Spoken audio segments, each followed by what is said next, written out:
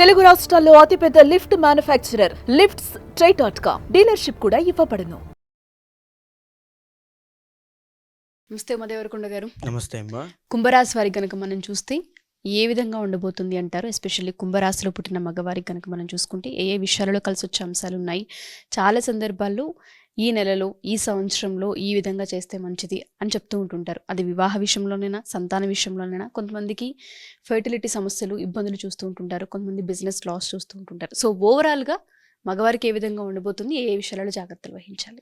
ధనిష్ట, శతభిషం, పూర్వ, భాద్ర ఈ 3 నక్షత్రాలు కుంభరాశిలోకి పరిగణించబడతాయి. ఈ కుంభరాశి వాళ్ళకి ఒక స్పెషాలిటీ ఉంటుందండి. ఎందుకంటే ద ఒరిజినల్ 11th హౌస్ కాబట్టి జీవితంలో ఒక రకమైన హైప్ చూసేది ఏంటి అంటే కుంభరాశి వాళ్ళు. అద్భుతమైన డబ్బును చూసేది కుంభరాశి వాళ్ళు. పేరు ప్రఖ్యాతి కలిగినటువంటి పలుకుబడి ఉన్న పరిచయాలు ఉన్నటువంటి వాళ్ళు కుంభరాశి వాళ్ళు. సో కుంభరాశి వాళ్ళు అంటేనే బిగ్ షాట్స్. అదేవిధంగా వాళ్ళకి బిగ్ షాట్స్ తెలిసినటువంటి పరిచయాలు కూడా చాలా ఎక్కువ ఉంటాయని చెప్పొచ్చు. ఫ్యామిలీ ఎమోషన్స్కి ఎక్కువగా విలువిస్తారు. అదేవిధంగా సమాజానికి, సొసైటీకి ఏదో చేయాలని ఎప్పుడూ తాపత్రయపడుతూ ఉంటారు. సంఘ సేవ, సేవాభావము ఇవన్నీ కూడా విపరీతంగా ఉంటాయి. కోరికలు ఎక్కువగా ఉంటాయి, ఆలోచనలు ఎక్కువగా ఉంటాయి.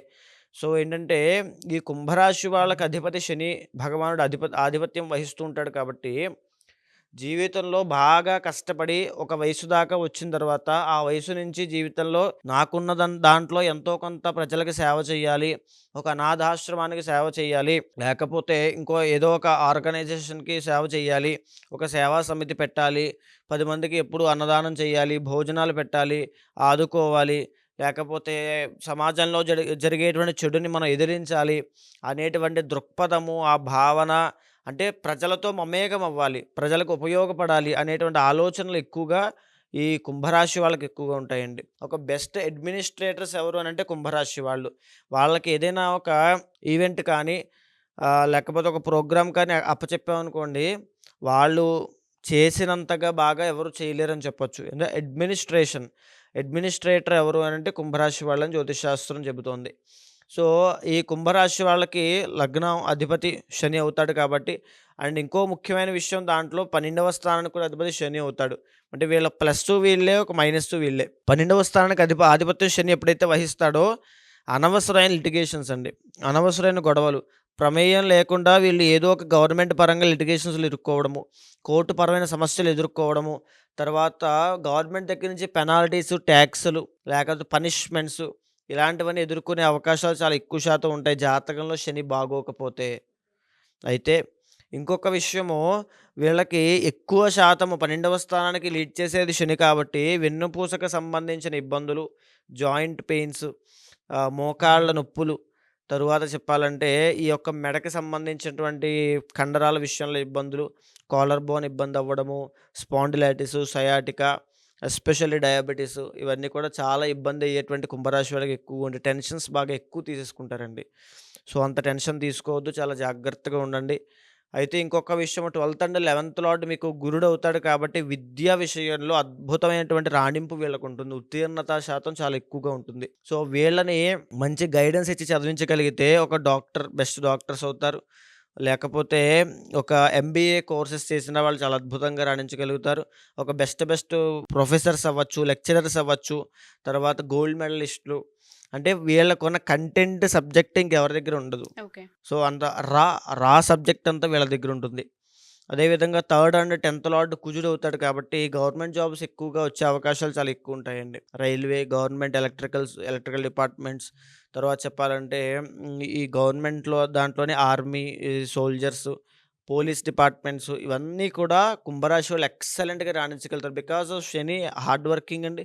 10th లార్డ్ కుజుడు కాబట్టి హార్డ్ వర్కింగ్, ఎంత కష్టమైన పనులైనా కుంభరాశి వాళ్ళు చేయగలుగుతారు. అది వీళ్ళ కెపాసిటీ, క్యాపబిలిటీ. ఇంకా చెప్పాలంటే ఒక జాబ్ చేసుకోవాలి అనుకున్న వాళ్ళకి ఇలాంటివి చాలా బాగుంటాయి. లేదు మేము ఏదైనా ఒక బిజినెస్ చేసుకోవాలి అనుకున్న వాళ్ళకైతే వంటగదిలో ఉపయోగించేటువంటి సామాన్లు ఉంటాయి కదండి, దానికి సంబంధించిన తయారీ కేంద్రాలు అవ్వచ్చు, మెడికల్ షాప్స్ అవ్వచ్చు, బంగారు వ్యాపారం అవ్వచ్చు, తరువాత టెక్స్టైల్ బిజినెస్లు అవ్వచ్చు, ఇవన్నీ కూడా చాలా అద్భుతంగా వీళ్ళకుంటాయి. స్టీల్, తరువాత ఐరన్ వ్యాపారములు ఇవన్నీ కూడా చాలా అద్భుతంగా ఉంటాయి. దీంతో పాటుగా 4th అండ్ 9th లార్డ్ వీళ్ళకి శుక్రుడు ఆధిపత్యం వహిస్తున్నాడు. శుక్రుడు ఏంటంటే యోగకారకుడు అండి వీళ్ళకి. సో, దీనివల్ల ఆడవాళ్ళ వల్ల వీళ్ళకి విపరీతమైనటువంటి ధనయోగం పట్టడము, ఒక రాజయోగం పట్టడము, పెళ్ళైన తర్వాత ఎస్పెషల్లీ వీళ్ళకి ఆ యొక్క అధికారము, ఆ దర్పము, ఆ రాజసము, ఆ డబ్బు అవన్నీ కూడా పెళ్లి ద్వారా వీళ్ళకి సంక్రమించే అవకాశాలు చాలా ఎక్కువ శాతం ఉంటాయి. వీళ్ళ జీవితంలో లేడీస్ అనేవాళ్ళు కీ రోల్ ప్లే చేస్తారండి. సో, వీళ్ళ జాతకంలో శుక్రుడు బాగున్నాడంటే ఆడవాళ్ళ వల్ల ఎయిదర్ అమ్మ అవ్వచ్చు, అత్తగారు అవ్వచ్చు, భార్య అవ్వచ్చు, స్నేహితురాలు అవ్వచ్చు, ఎవరైనా అవ్వచ్చు. ఆడవాళ్ళ వల్ల వీళ్ళకి చాలా అద్భుతమైన రాజయోగం ఉంటుంది. శుక్రుడు బాగున్నాడంటే వీళ్ళు కష్టపడకుండానే ఆ యొక్క స్థితిని వీళ్ళు పొందుతారు ఖచ్చితంగా.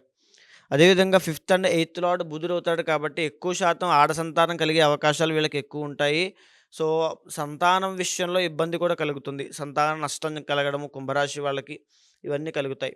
సో, నేను చెప్పేటువంటి మేజర్ బ్లూ ప్రింట్ కాబట్టి మీ జాతకంలో పితృదోషం ఉండొచ్చు, కాలసర్పదోషం ఉండొచ్చు, కుజదోషం ఉండొచ్చు, లేకపోతే సంతానపరమైన సమస్యలు, కలత్ర దోషాలు చాలా ఉండొచ్చు. మీ కర్మ వల్ల వచ్చినటువంటి దోషాలు అందరికీ ఉంటాయి. సో, దాన్ని సమీకరించుకుని దాంతో సమన్వయం చేసుకున్న తర్వాత పర్ఫెక్ట్ ప్రిడిక్షన్ వస్తుంది. సో, అయితే ఇప్పుడు నేను చెప్పేటువంటిది జ్యోతిష్ శాస్త్రపరంగా కుంభరాశి వాళ్ళకి ఏదైతే కొన్ని అంచనాగా జ్యోతిష్ శాస్త్రం చెప్పబడిందో ఒక బ్లూ ప్రింట్ దాన్ని మీకు వివరిస్తున్నాను. సో, దీనివల్ల మీరు జాగ్రత్త తీసుకోవాల్సిన ప్రికాషన్స్ ఈ 2025 సంవత్సరంలో ఎలా ఉండబోతుందో తగిన జాగ్రత్తలు. సో, ఇప్పుడు మనం చూడబోతున్నాం. అయితే 6వ స్థానానికి అధిపతి చంద్రుడు కాబట్టి కోపం తగ్గించుకోవాలండి. షార్ట్ టెంపర్ ప్రాబ్లమ్ కుంభరాశి వాళ్ళకి ఉంటుంది. వెంటనే కోపం వస్తుంది. ఒక 15-20 నిమిషాలు ఆ కోపంలో ఉంటారు. మళ్ళీ ఏదో పాల పొంగినట్టు అలా పొంగి మళ్ళీ వెంటనే వెనక్కి వెళ్ళిపోతుంది. సో, షార్ట్ టెంపర్ ప్రాబ్లమ్ అంటారండి దాన్ని. అదేవిధంగా డైజెస్టివ్ సిస్టమ్ విషయంలో ఇబ్బందులొస్తాయి. గ్యాస్ట్రిక్ ట్రబుల్ అవ్వచ్చు, రెస్పిరేటరీ ప్రాబ్లమ్స్ అవ్వచ్చు. ఈ కుంభరాశి మగవాళ్ళకి తల్లికి ఈ యొక్క కుంభరాశి వాళ్ళకి కాస్త ఇబ్బంది కలిగే అవకాశాలుంటాయి. అంటే తల్లి తీసుకునే నిర్ణయాలు కాస్త వ్యతిరేక భావాలొచ్చే అవకాశాలుంటాయి. ఎందుకనంటే అది జ్యోతిషశాస్త్రం అంతేనండి. కొన్ని వాళ్ళ జీవితంలో అలాగే ఉంటాయి. అదేవిధంగా 7th లార్డ్ రవి అవుతాడు కాబట్టి పెళ్ళైన తరువాత, పెళ్లి చేసుకున్న తర్వాత వచ్చేటువంటి స్పౌజ్ అమ్మాయి ఏ గవర్నమెంట్ జాబ్ చేస్తూనో ఆల్రెడీ వెల్ సెటిల్డ్ ఫ్యామిలీ నుంచి వచ్చే అవకాశాలు చాలా ఎక్కువ శాతం ఉంటాయి. అదేవిధంగా 9th లార్డ్ శుక్రుడు అవుతాడు కాబట్టి అద్భుతమైన ధనయోగాన్ని వీళ్ళు పొందుతారండి జీవితంలో. కుంభరాశి వాళ్ళకి జనరల్‌గా మనం పేరు పెట్టాల్సిన పని లేదండి. అంటే ప్రతి దాంట్లోనూ ఎక్సలెంట్‌గా వాళ్ళ జీవిత గ్రాఫ్ వెళ్ళిపోతూ ఉంటుంది అలాగా. సో, ఏంటంటే ఇంటర్నల్ జాతకంలో శని, శుక్రుడు, కుజుడు వీళ్ళ ముగ్గురు చాలా బాగుండాలి. వీళ్ళ ముగ్గురు ఇంటర్నల్ జాతకంలో బాగున్నారంటే వాళ్ళ స్ట్రెంగ్త్ బాగుందనంటే వీళ్ళ జీవితంలో రాజయోగమే. ఇంకా వెనక్కి తిరిగి చూసుకోవాల్సిన అవసరం లేదండి. కుంభరాశి వాళ్ళకి మనం పేరు పెట్టాల్సిన అవసరం ఒరిజినల్ 11th హౌస్. ఏదైనా కావాలి. ఇప్పుడు నేను ఒక రూ. 1,00,000 నాకు కావాలి అనుకుంటారు. ఆ రూ. 1,00,000 తగినట్టుగా పనిచేస్తారు. సో, ఆ రూ. 1,00,000 వచ్చేస్తాయి. అంటే వీళ్ళ కోరిక తగ్గినట్టుగా వీళ్ళ కష్టం ఉంటుంది. వీళ్ళని రెచ్చగొడితే వీళ్ళు ఇంకా బాయిల్ అవుతారు. సో, బాయిల్ అయ్యే కొద్దీ వీళ్ళు ఇంకా రైజ్ అవుతూ ఉంటారు. పెరిగిపోతూ ఉంటారు. సో, వీళ్ళని రెచ్చగొట్టకూడదు. వీళ్ళకి శత్రువులు ఉండకూడదు. సో, అది బయట వాళ్ళకే ప్రమాదం. వీళ్ళని రెచ్చగొట్టడం వల్ల వాళ్ళకి ప్రమాదం. సో, ఏంటంటే ఈ కుంభరాశి వాళ్ళకి జనరల్‌గానే జాతకంలో కనుక శని, శుక్ర, కుజులు బావుంటే గనుక చాలా అద్భుతంగా ఉంటుంది.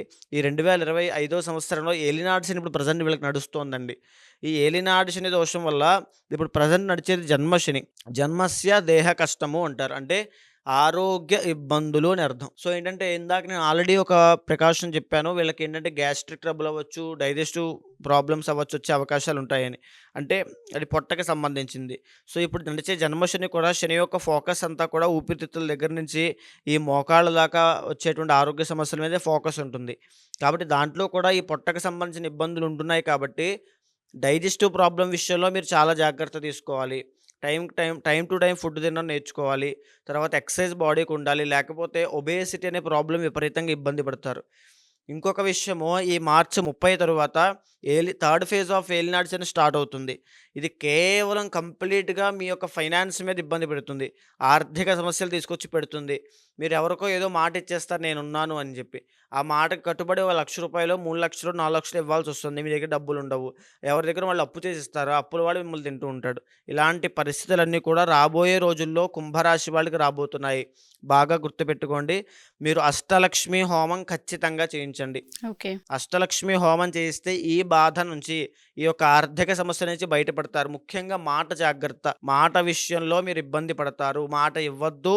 అదేవిధంగా మాట పడొద్దు. మాట పడడం వల్ల, అవమానపడడం వల్ల మీరు ఏదో ఏదో ఆవేశంలో నిర్ణయం తీసుకుంటారు. సో, కాస్త మీకు ఆల్రెడీ కొంచెం కోపం ఎక్కువ కాబట్టి కాస్త తమాయించుకోండి.